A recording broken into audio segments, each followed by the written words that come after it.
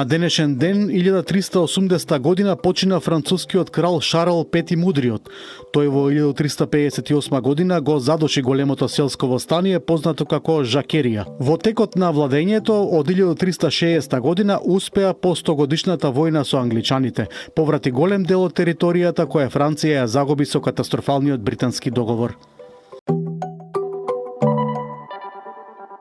Овој ден во 1387 година е роден англискиот крал Хенри Пети, кој во текот на владењето од 1413 до смртта во 1422 година ја продолжи 100-годишната војна со Франција. Ги победи французите во 1415 година кај Азенкур и го освои Париз.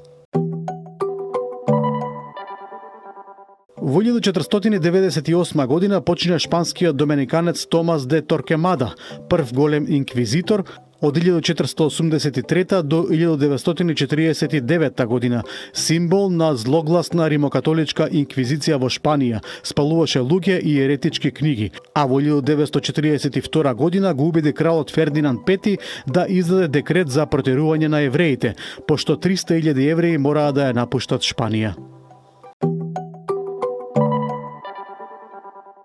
На овој датум во 1736 година почина германскиот физичар Габриел Даниел Фаренхајт, кој во 1726 година го направи првиот термометар со жива. Тој ја создаде и скалата за мерење на температура од 180 степени, наречена по неговото име, на која точката на смрзнување е 32 степени. На денешен ден во 1745 година роден рускиот војсководец Михаил Иларионович Кутузов, еден од најголемите воени стратези на 19 век. За време на нападот на францускиот цар Наполеон I врз Русија во 1812 година после битката кај Бородин и покрај противењето на царот и генерал Александар I, тој ги пушти французите да влезат во Москва, а потоа им нанесе огромен пораз, истерувајќи ги до Париз. Овој ден во 1810 година со масовно оружено востание на селаните што го предводеа Мигуел Хидалго и Хосе Моралес, во Мексико почна борбата за независност од шпанските колонизатори. Тој ден е прогласен за национален празник на државата Мексико, која беше шпанска колонија од 1519 година. Во 1824 година почина францускиот крал Луи XVIII, кој владееше за време на реставрацијата на Франција по падот на царот Наполеон.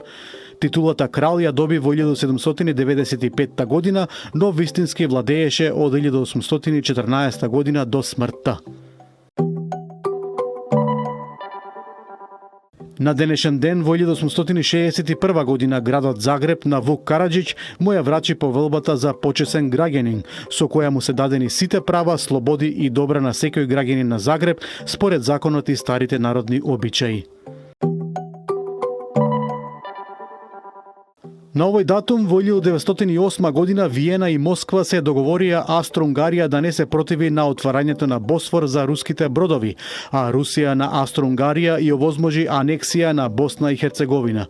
Со договорот на двајцата министри заврши анексионата криза, што се закануваше со светска војна. Во 1923 година роден е сингапурскиот државник Ли Куан Ю, татко на независен Сингапур и творец на сјајниот стопански бум на земјата во Југоисточна Азија. Беше премиер од 1959 до 1990 година. Сингапур под негово авторитарно водство успеа од најсиромашна британска колонија да стане просперитетна индустријска и трговска метропола. На денешен ден во 1977 година во Париз почина Марија Калас, сопран, американска оперска пејачка од грчко потекло. Големиот гласовен распон и сугестивната глума придонесоа за нејзина светска слава. Во 1989 година почина Роберт Пен Ворен, американски писател, трикратен добитник на Полицеровата награда. Со светска слава се здоби со романот Сите луѓе на кралот, за кој му беше доделена Полицеровата награда во 1947 година. Овој ден во 1998 година баскиската терористичка организација ЕТА соопшти дека на 18 септември стапува на сила целосното примирје по 3 децении борби за отцепување на Баскија, откажување на сите акции против шпанските власти.